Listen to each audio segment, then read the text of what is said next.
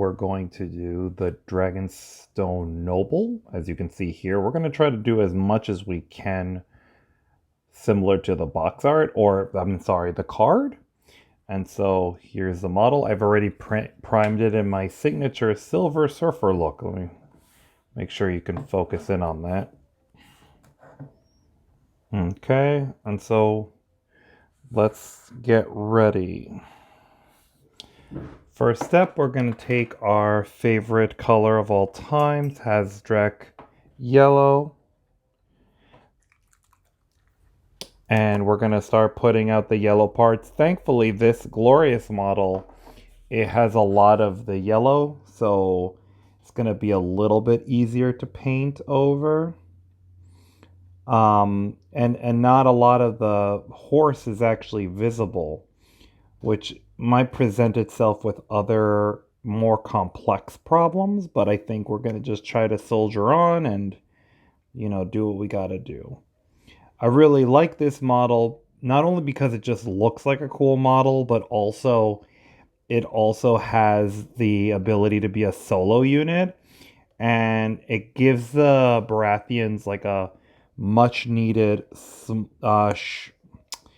4-point unit that could just kind of tear ass into the field, which is pretty cool, I must admit. So, here we are. Yeah. Let's make sure that we get all of that.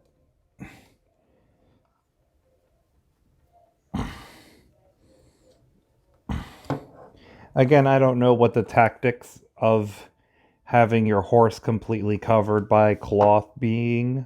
So anybody on the comment sections that might know more about war horses or why horses would be covered like that, I think I would be greatly intrigued to find out what was the rationale for this. Again, looks awesome, but the battlefield kind of rationale for it is kind of missing for me. But also, this game also has dragons in it, so I guess I should shut the hell up about realistic battle rationale and whatnot. But I mean, I just think it's just something to think about. So here we have it. This is kind of covered up. Oh, sorry for shaking that camera for you. Okay. So now for the head, I want to make sure that this... Yeah, because there's pieces of this that are actually silver that I want to keep, and then there's actual, like, the face and everything like that is actually covered in yellow, so it might actually be tactically better for me to switch brushes, since I'm going to need to be a little bit more precise with my brushes here. As you probably know, it's my favorite type of thing, precision. Just kidding, I'm terrible at it. So anyway, again, like I said before, this is like a 4-point activation, which, the Baratheons as a whole are very, I don't know how to say this, like, is elite the right word? But it's just like, they don't tend to out activate a lot of people. And, their units are pretty expensive, and, especially with things like the Stag Knights and all that stuff, where, they're pretty expensive. And, it's one of the things that I do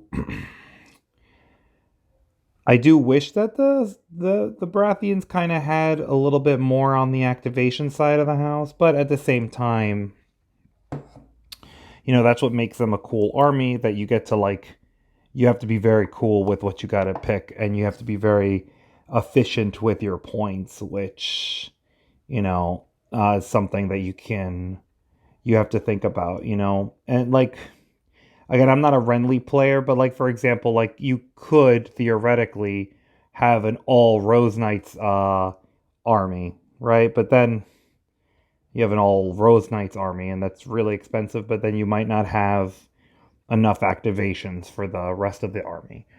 So, it's just things like that that makes you kind of have to wonder, like, you know, pick your poison in that regard, right? Or, and also, our units are very slow. Baratheons are it's a pretty not very mobile army. I think the rationale is like because they're very tanky and they don't really move. So they have the stats for that. As you can see, I'm having a little bit of trouble trying to get into these like small nuanced nook and cranny places, so bear with me a little bit. It's gonna take a little bit.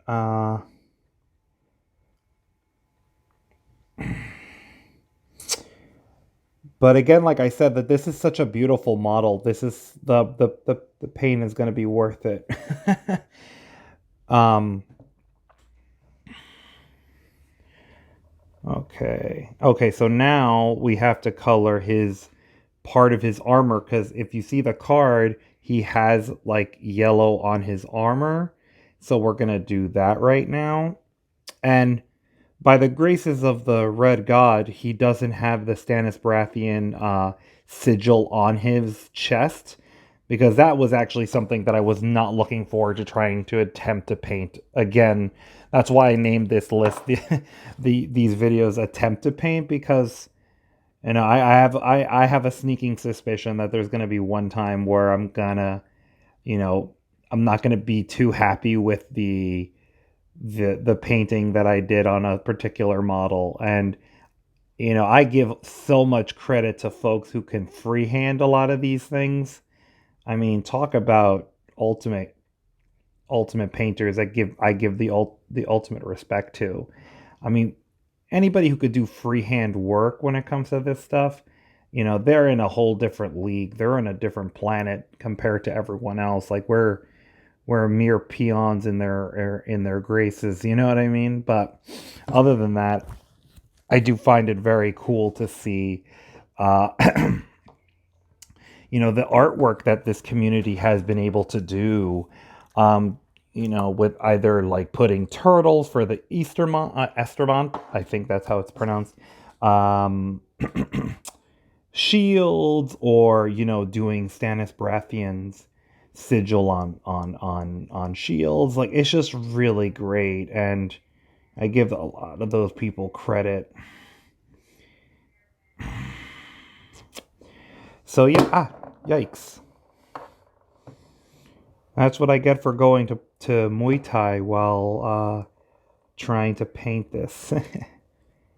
So as you can see, I did make a little bit of a boo-boo by putting some on the brooches. We're going to paint that over with red, because I kind of want to keep the motif of red and yellow.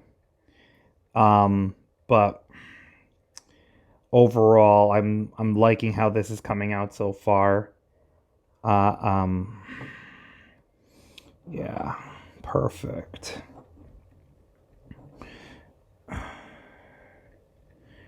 Okay.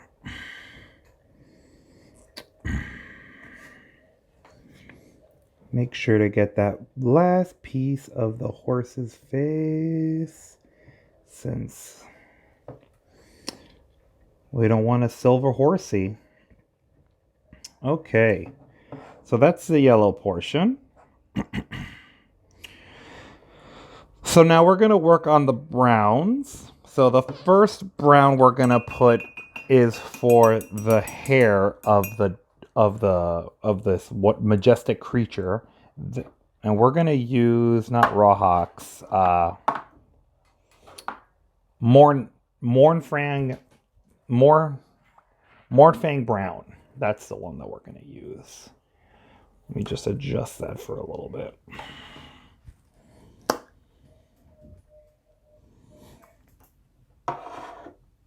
And that's a non-contrast paint, so we're going to have to be a little bit more careful with how we paint.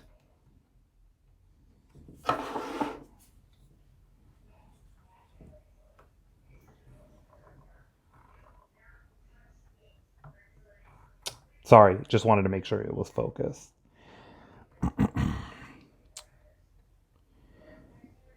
And so we're going to just put that on the tail to give it a nice contrast to the bright orange or the yellow that we got going on over here. So one of the things that I'm learning about using this Tamiya paint is that it's really good, but then there are moments in time I think when I may have put too much or something of the Tamiya.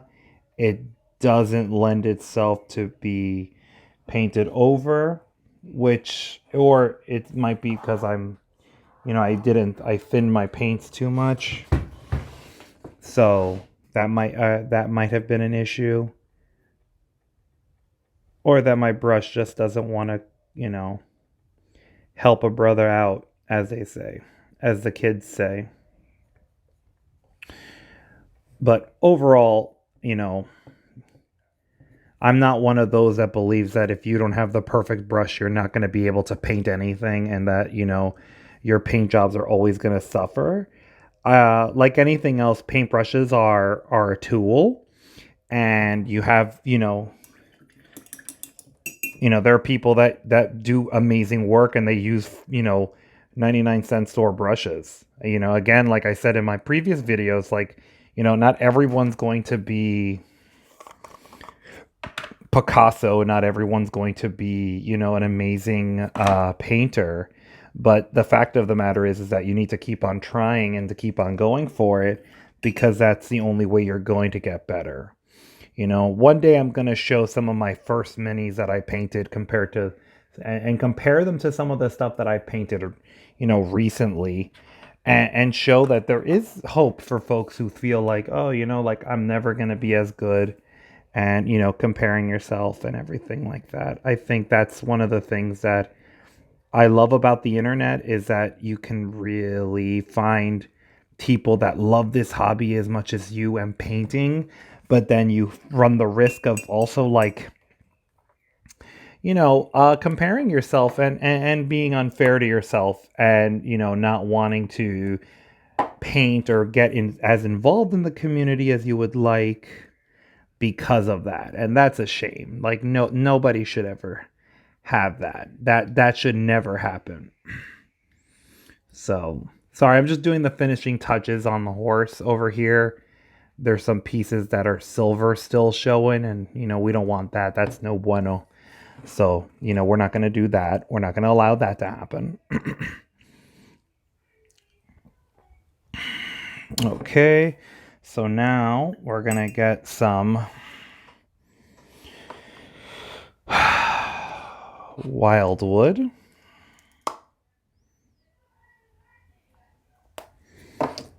And the wildwood for the feet. Or the legs, rather. And you don't have to do it this way. You could, it's a horse, so you could pretty much paint it however you want to paint it. I do like the solid colors for the whole thing. Especially for a model like this, where if you're talking to me, thankfully there's not a lot of exposed skin. This actually might be your time to just put the paint on and just kind of get it ready to go.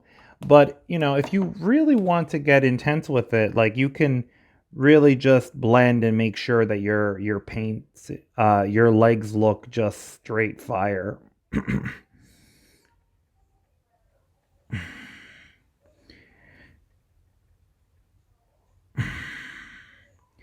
So yeah.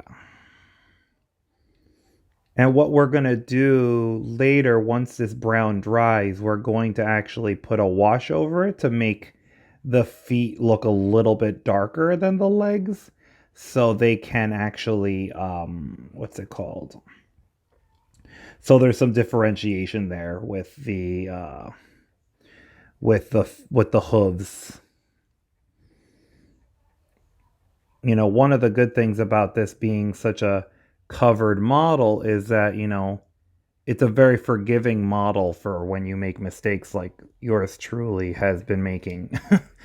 um, Again, unless someone is carefully looking at your models to make sure you got every crevasse or crevice and nook and cranny painted correctly, which also like weird, but you know most people are just going to be happy that it's painted on the ground on the table. And like I said before, I know that there is kind of like this, you don't really need to paint your army or whatever in this game because it's so cool like that. And that, like, what a Stark's army is. What the Lannisters army, because it's red. Stark's is blue. Baratheons because it's yellow. I mean, these things make sense. And so I understand that. But as I said before, like, my inner 40K always gets me. And I always feel like if I don't want to put anything on the table that isn't painted, at least to some sort of standard. And, again, that just might be my own inner nonsense I got to deal with. But, it is what it is. And it helps me concentrate, and it helps me talk to you guys. Well, at least, me talking to a camera or whatever the case might be. So the feet are somewhat done. We're going to, as I said, let this dry and then put another wash. Now I'm going to use the same wildwood brown again for the straps and the horses. We're going to, for the straps, like all the leather straps, and then I'm going to use another brown. I'm debating whether to use the Mornfang brown for this portion of the model. This one. Oh, I'm gonna make sure you see that.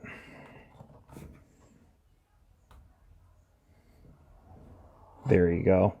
Sorry for the shoddy camera work. I just want to make sure that you guys see that. I'm debating whether to make that into Ronok's hide, to kind of make that into a really cool, really deep distinction between the two. Or am I going to do something different? Who knows? We're going to find out together.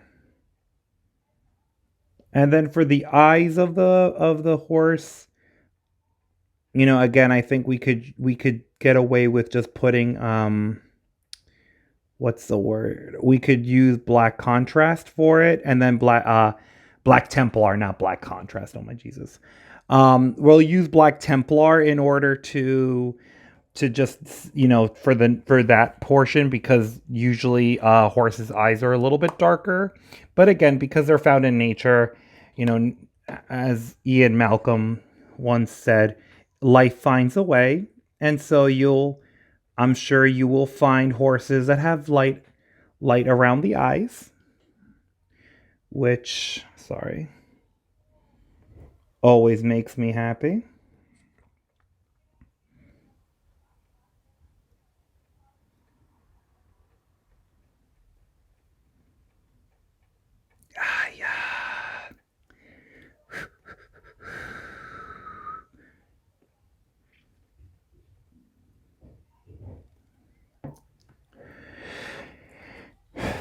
I do have to admit, though, that like this box set has been so much fun to paint. The ones that I'm not really looking forward to painting are the Renly exclusive ones, which are the Pikeman Captain and the Sentinel, which it's one tends jealousy because those are pretty cool models, but also I really need to get a grip because the Stannis faction has gotten a lot of love after between the hero set and our amazing R'hllor faithful.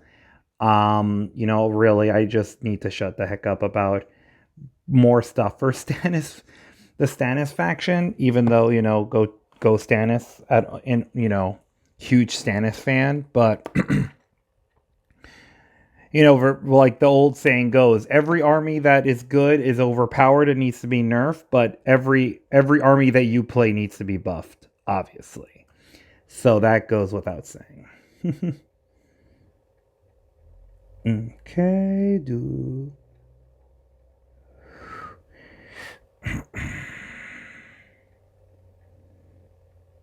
Trying to make sure that this is.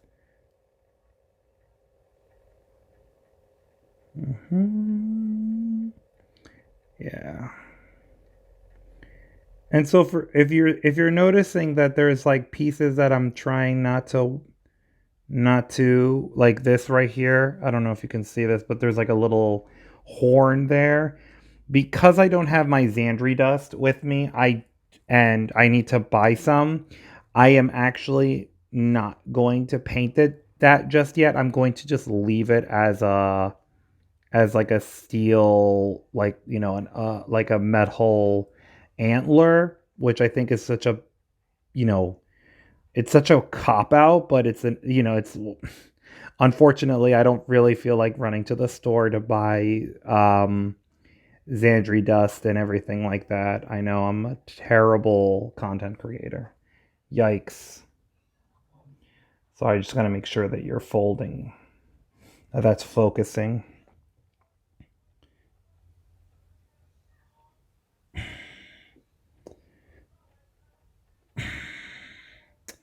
Okay, so I think we have all the straps that we need right now.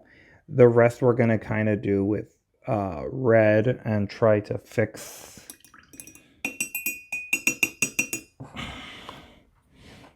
There's some pieces that I need to I need to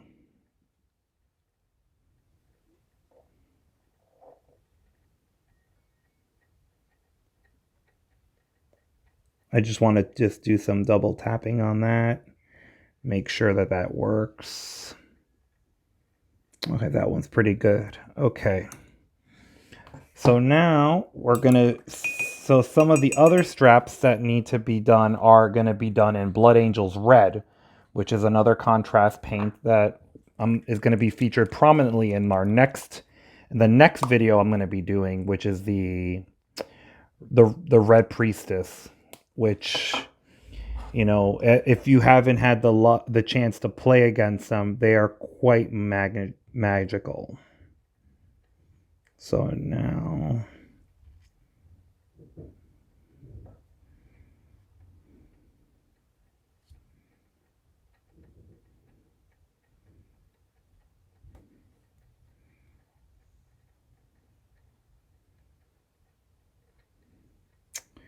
Perfect.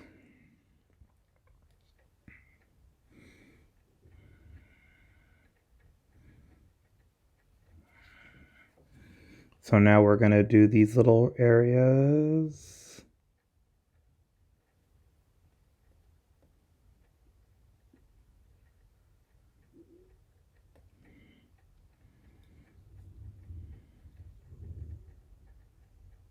Okay.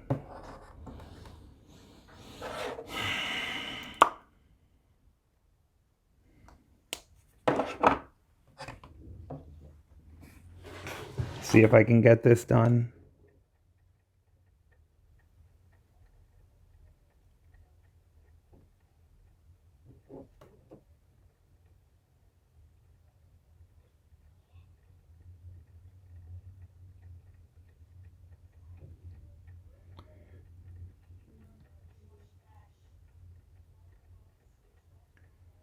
Perfect. Oh, thank goodness. I was so happy. Woo. As they say in old country, alhamdulillah, I was able to get it done. I'm not going to lie to you. I was holding my breath for most of that, or at least attempting to. um,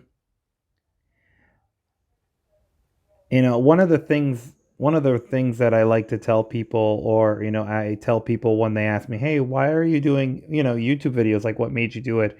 And it's really just because I just like to paint. And I've talked about this before in some of my earlier videos where, You know, there's so many great YouTubers that do painting tutorials, and they're just fantastic and just amazing. And you know, but sometimes you just feel like you're getting way too much information. Sorry, I'm just doing this brown here. Just so much information at one time, and it's easy to get intimidated. And once again, it's that paralysis by analysis, where you're so busy trying to think about all the things that could go wrong, you don't think, you know what, I should just slag it. I need to just do it and just get it and do it. That's it. And that's what this channel is actually ultimately for, is just to show people like, hey, like you can do it too. And, you know, and even if you feel like it's not the best, you will see that in our community, we are really blessed to have such a kick-ass community when it comes to like, people showing off their painting skills and everything like that. So there you go. Let's see. So now we got to figure out what we're going to color. Let me just see if we could just do the eyes and the mouth of this little horse over here. I don't want to put too much of the contrast, because as you could see, it can get a little dicey, and I kind of want to make sure that we are, to respect the paint in that regard.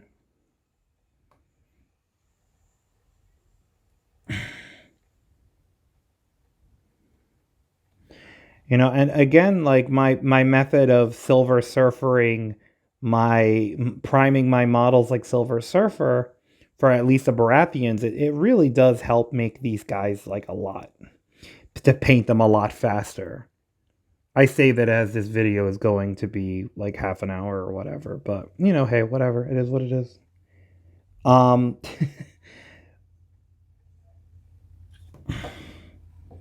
One day I'm going to figure out how to make this, how to do fast forwarding in videos.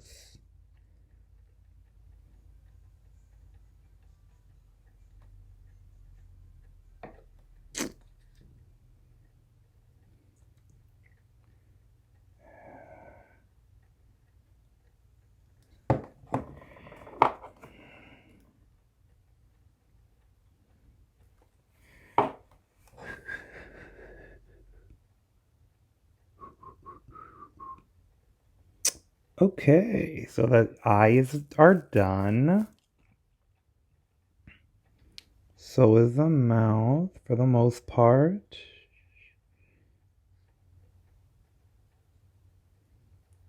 I want to make sure. So now we have to choose what brown we're going to do. So we're going to use, for the rest of the brown, we're going to use Gilliman's flesh tone. I think it's called Gilliman's flesh, because it's a lot lighter of a brown, so it won't overpower the rest of the browns here. That sounds very weird. I'm sorry I said that. Does not sound like something I would want people to say in general, but whatever. So we're just going to put a nice generous coating of it. And if it looks too light for you, which it's looking a little too light for me, have no fear. Our friend, what's it called? Talent in a Bottle, Sepia shade, is going to help us and make sure that this looks proper brown. Because, we don't want people to think otherwise, that we're not doing this the correct way.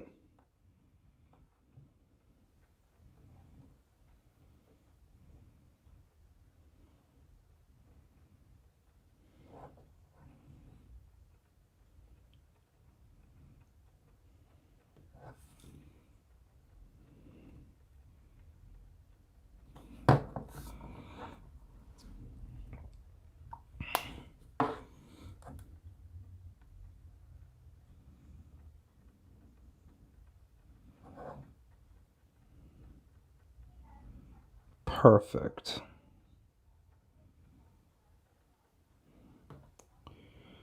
Okay, and now we gotta do the seat.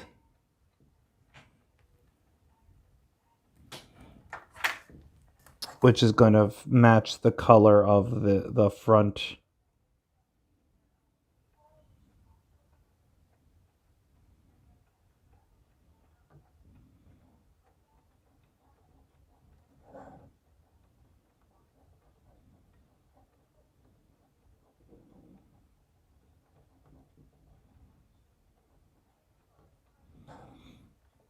Part of the reason why I love the Gulliman's Flesh so much is that since it's light and because it's supposed to do tones like flesh tones, I think it actually just makes the rest of the browns and the yellows pop in such a way that it actually makes it, you know, stand out in a better way.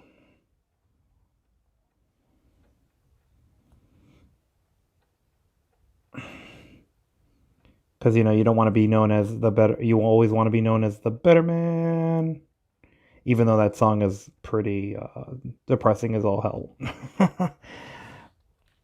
Okay, so this is so far looking almost good.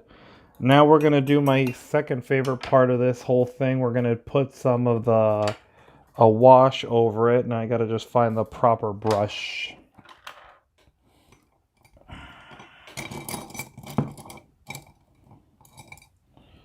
Let's see if this one works.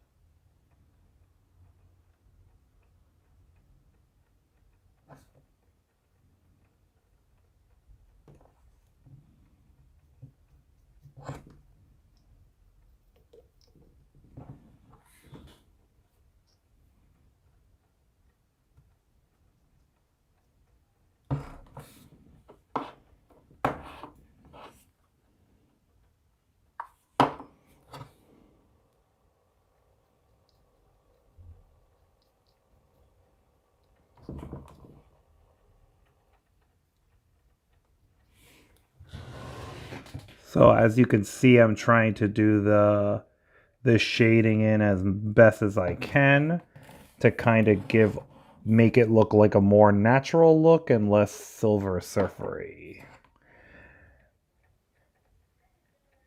And if you feel like you put a little too much, like have no feel, just take a little bit of that, that you feel like it's pooling and just kind of don't get more until you've used it up and then you feel like it will just blend right in. I think that's something that, I know that there might be people that are like, Diego, you crazy man, what are you doing? But, at the end of the day, I'm just trying to show you some techniques that are quick and simple and, for the rest of us to be able to do. So they're not so Silver Surfery.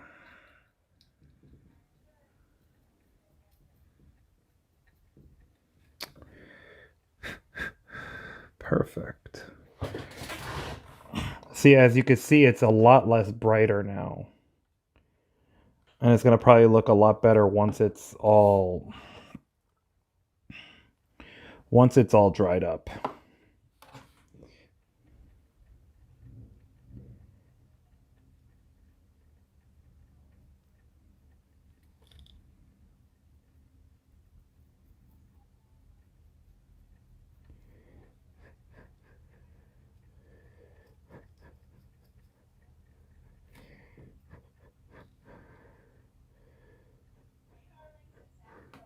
Okay. Okay. So now we're just going to put our little base of sand because as you know, now that I have this tub of earth texture, you best believe I will be using it as much as I can.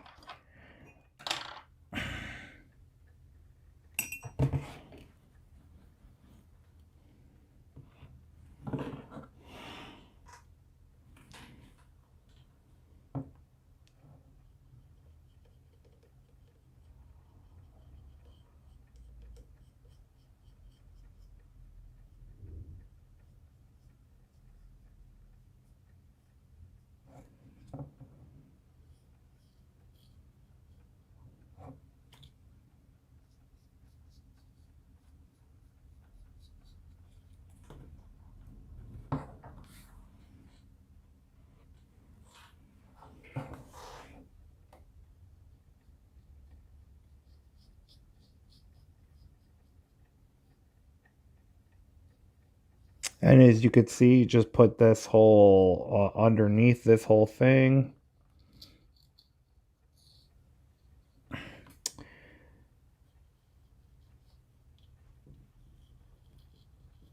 Just to cover the whole base, and then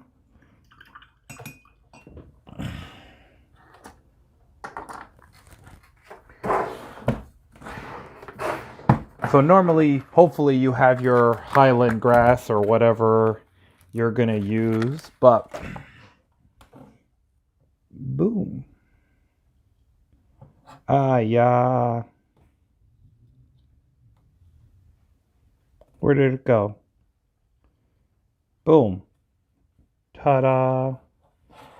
So let me just move this into my fancy swivel base.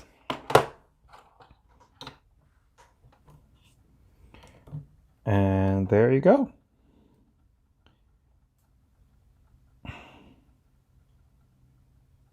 Oh, I gotta fix that part. Oh well. But so far, so good. Thank you for joining me, and you have a great rest of your day. Bye.